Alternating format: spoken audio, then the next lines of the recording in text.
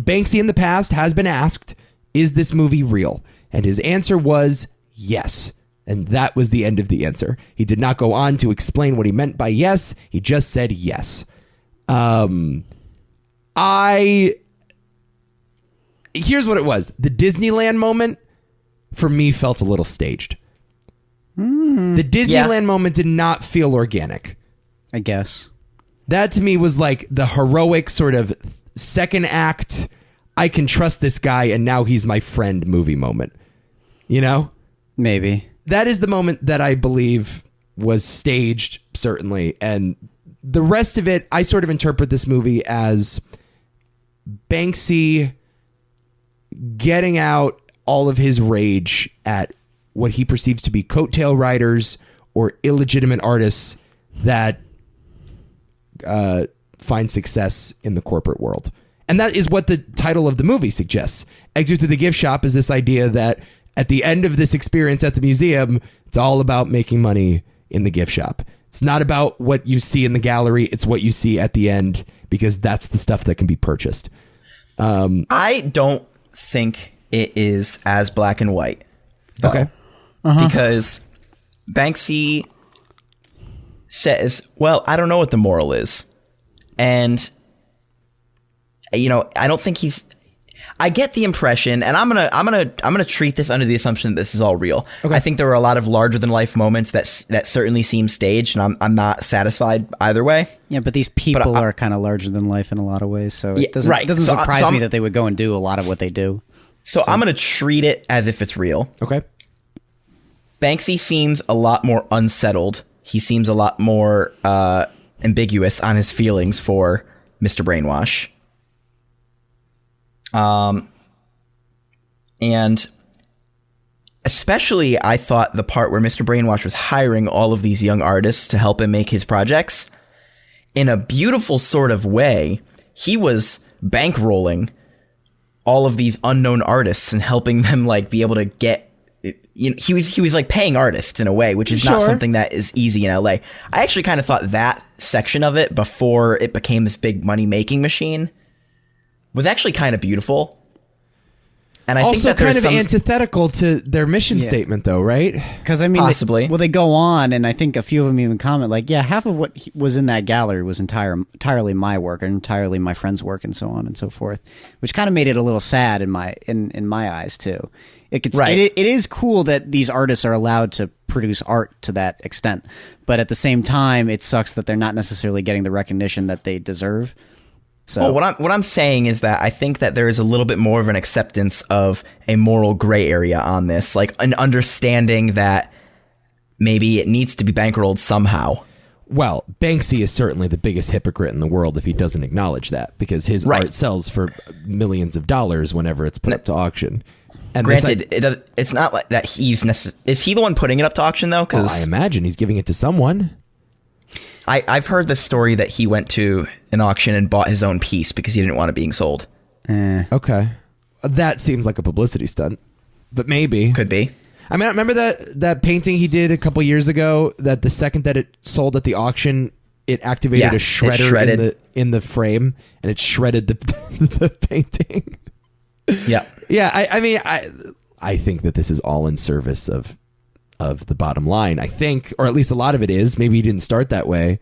But I think the idea of the street artist, and I'm sure Banksy began like this, is that it is the one anonymous art form, is that you do it in the cover of the night. No one knows your face. No one knows your name. The art's just supposed to appear there and in its natural habitat live and exist. And you're not supposed to benefit from it in any way, shape, or form. The problem is that Banksy became a celebrity because of that, and his art became too popular. Mm-hmm. And so now I think, well, here's what I think. I think this movie is Banksy communicating his own regrets about his career under the guise of Mr. Brainwash. I think he's sort of venting a lot of his frustrations of himself on behalf of this other guy. Like so the guy's taking the fall? Well, just like, I sold out and I am this multi-million-dollar celebrity, even though no one knows my face or my real name. And now Mr. Brainwash is going down that same path. and is becoming a multi-million-dollar celebrity. And that's not what art is supposed to be. And this is him expressing those frustrations. Okay. Am I off on that? What do you think? It's fine. I don't care It's about just the one thing that's weird is why is Mr. Brainwash still making art? Yeah, that's 10 years later. That's what I find bizarre. That's a good point. Well, it's possible that he wanted to be an artist before this. This is a long con, though. Yeah, you know what I mean. It's like that gets too complicated. This is where like I start hearing out like when I talk to people like who believe in certain conspiracy theories, and I'm just like, human beings aren't that convoluted, and they don't plan to that extent on something so individually. It doesn't work that way. They just kind of float. That's true. So I mean, I don't know. So if we want to say that elements of this movie are staged, I think that's fair. Yeah, and possible, maybe even likely. But to say that this guy, Mr. Brainwash, I can never remember his real name, to say that he's not really who he is, I find unlikely. Yeah, I don't think he's an actor. No. Watching this 10 years later, 10 years ago, I might have said this is staged, Right. But the fact that we're here 10 years later and he's still doing this.